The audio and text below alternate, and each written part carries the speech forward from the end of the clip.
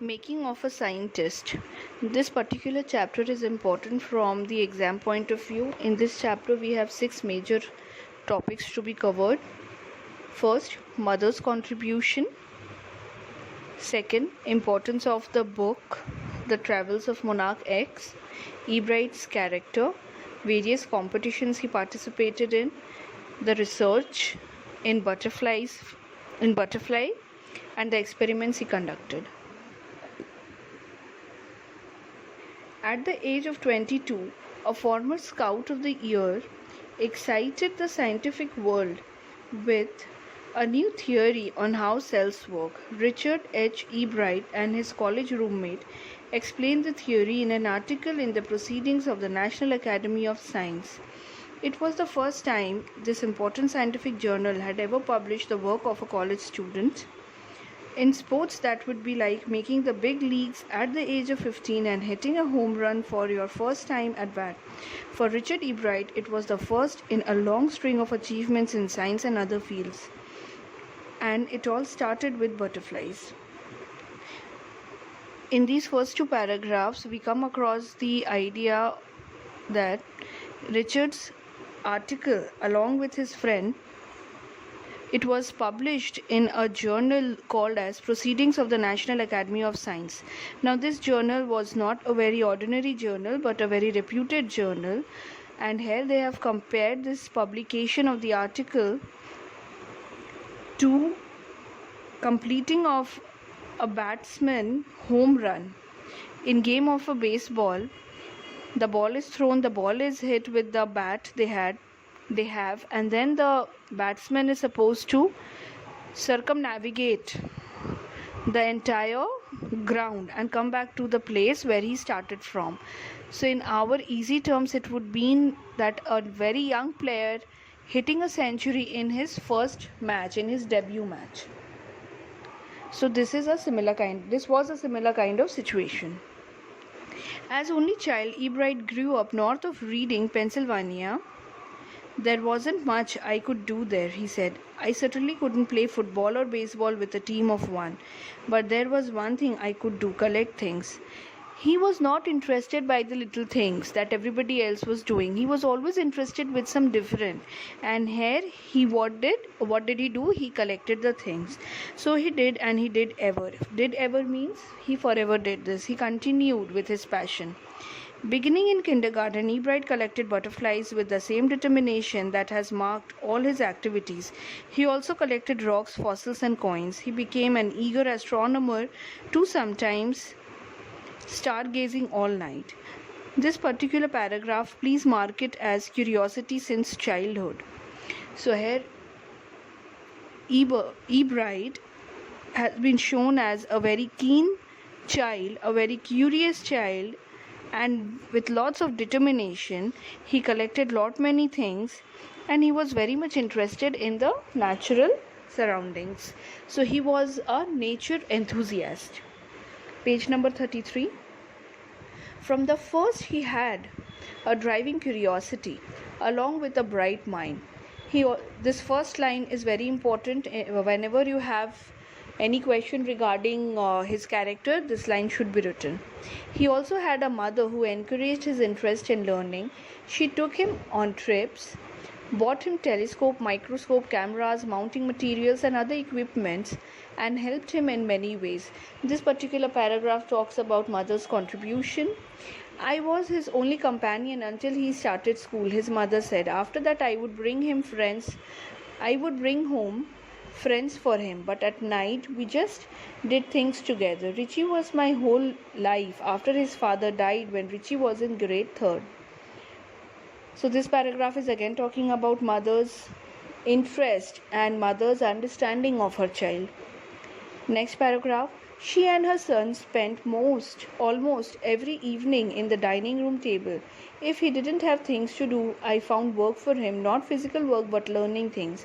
His mother said he liked it, he wanted to learn. He wanted to learn suggests his curiosity. And this particular paragraph talks about Mother's understanding of the child, that the child is not only interested in the physical things but also in learning. He is a keen observer, he is a keen learner. So she gave him more opportunity to learn things. And learn he did. He earned top grades in school. On everyday things, he was just like any other ordinary kid, his mother said. So on the everyday things, maybe like helping in little things in the kitchen, or gardening, playing with the friends, he was just like a normal child. But then whenever it came to things which interested him, he was extraordinary. By the time he was in second grade, Ebright had collected all 25 species of butterflies found around his hometown. Near his hometown, there were 25 species of butterflies, and this child was so curious that he collected all of them. Now, in this box below, there is a list of butterflies which is given. As per my class, which was conducted on Monday, I said that in case you can learn a few names of the butterflies and add this in your answer, this will give you an extra edge over the other students who do not mention any name. So if possible, you can learn a few. Learn monarchs, because this is a recurring name in the chapter. Last paragraph, page 33. That probably would have been the end of my butterfly collecting, he said. Ebright thought that now that I have collected all the 25, nothing else is left. So what else to do? When you start collecting, or when you start something, you start from 1, 2, 3, 4 and go on. Now he had a limited number, 25. It was reached, the target was reached. Now what after the target?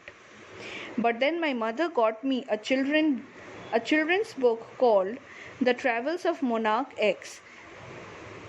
That book, which told how monarch butterflies migrate to Central America, opened the world of science to the eager young collector. So this particular book, this had a very lasting influence on the child's mind. The child who thought that now my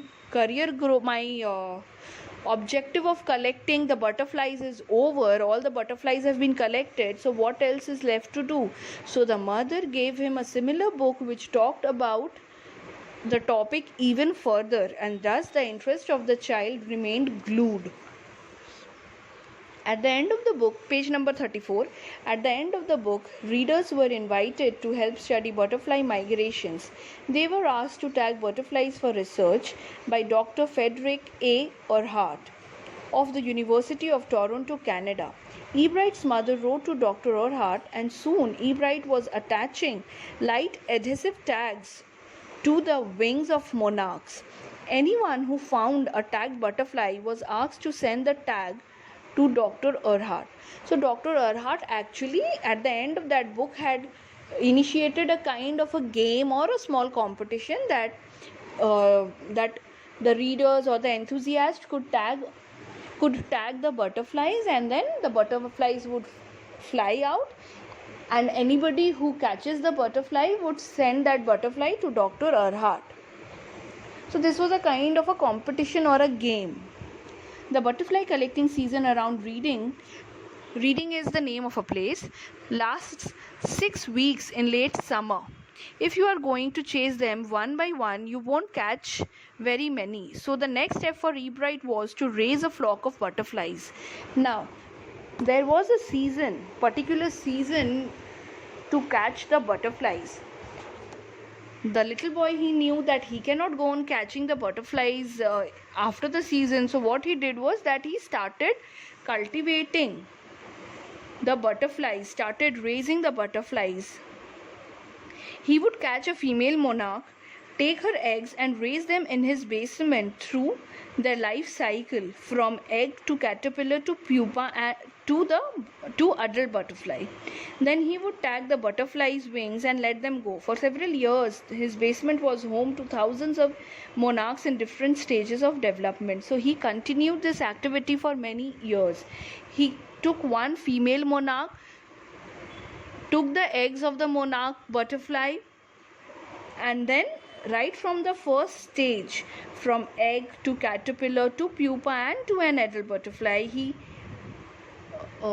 he observed the butterflies and he kept them, and then when they grew he used to tag them and then allowed the butterflies to fly. Eventually I began to lose interest in tagging butterflies. It's tedious and there's not much feedback, Ebright said. In all the time I did it, he laughed. Only 2 butterflies I had tagged were recaptured and they were not more than 75 miles from where I lived. So he says that this work of tagging the butterflies was very tedious. He very soon got bored out of it, and there was one more reason, not only tediousness but also that there was not much feedback.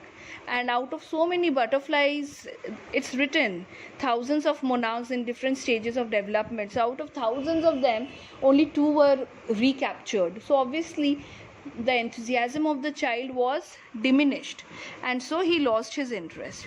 In the 7th, page number 35, in the 7th grade he got a hint of what real science is when he entered a county science fair and lost.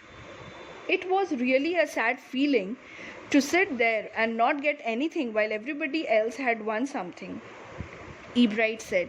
His entry was slides of frog tissues, which he showed under a microscope. He realized the winners had tried to do real experiments, not simply make a neat display.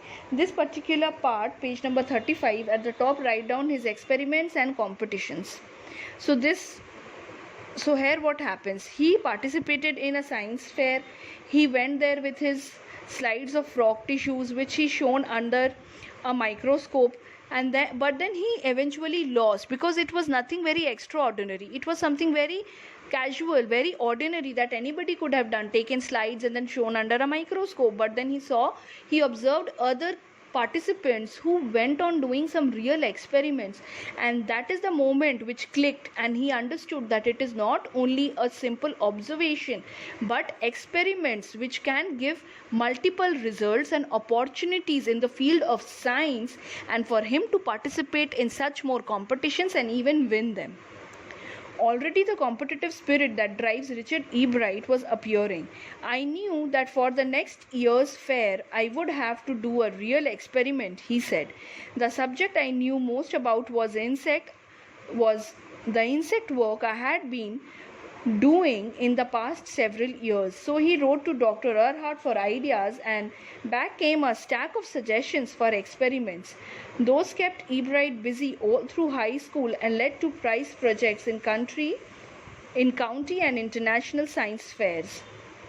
For this, here what is happening? Here this Ebright, he wanted to participate, but then he was just a 7th grade student. He did not have much idea, so he sought help from whom? Dr. Earhart. And Dr. Earhart, also being a good teacher, he replied back and he suggested some experiments which he could carry out. Next paragraph. For his 8th grade project, Ebright tried to find the cause of a viral disease that kills nearly all monarch caterpillars every few years. Ebright thought the disease might be carried by a beetle. He tried raising caterpillars in the presence of beetles. I didn't get any real results, he said, but I went ahead and showed that I had tried the experiment. This time I won. So what is happening when he is in 8th grade? He had again carried out an experiment. This time what did he try to do? He tried to find out the cause for the viral disease due to which many monarch caterpillars used to die in few years itself. So there was a viral disease which was prevalent among the butterflies, and he wanted to know the reason for that viral disease, that why were the butterflies dying, the monarch butterflies dying because of that. So he carried some experiments, and his idea was that it was caused due to the influence of beetle. Beetle again is a kind of an insect. So what did he do? He started raising the butterflies, the caterpillars, in the presence of the beetles. He thought that if beetles are affecting the growth or infusing some viral disease in the butterflies, so if they are put together, he can experiment it every day, that what is being transmitted, what is being taken by the butterflies, and many more experiments he carried on in order to find the reason behind the viral disease. but then he was not successful in coming to a proper conclusion. But his effort, his enthusiasm, and his multiple results, because he did not come to one concrete idea or one concrete conclusion, but there were many narratives which he could draw from his experiments, and due to this he won the competition. The next year, his science fair project was testing the theory that viceroy butterflies copy monarchs. The theory was that viceroys look like monarchs because monarchs don't taste good to birds. Viceroys, on the other hand, do taste good to birds. So the more they look like monarchs, the less likely they are to become a bird's dinner. So in this paragraph, he was curious to know that how was a viceroy butterfly trying to adapt itself in the looks of a monarch butterfly, because to the birds monarch butterflies were not very delicious to eat, but the viceroy butterflies were very delicious. And so the butterflies, they tried to camouflage maybe themselves in form of a monarch butterfly, and this was his subject of experiment. Ebright's project was to see whether in fact birds would eat monarchs. He found that a starling would not eat ordinary bird food. It would eat all the monarchs it could get. Ebright said later research by other people showed that viceroys probably do copy the monarch. This project was placed first in the zoology division and third overall in the county science fair. So here we see, in this particular page, we see that the little Ebright is growing as a scientist, is growing in his curiosity. He is developing. The kinds of experiments he is conducting are getting mature. By each passing year, his participation is increasing, his work is increasing, his hard work is increasing, and his reward is also increasing. And therefore his curiosity towards the work, towards the experiments,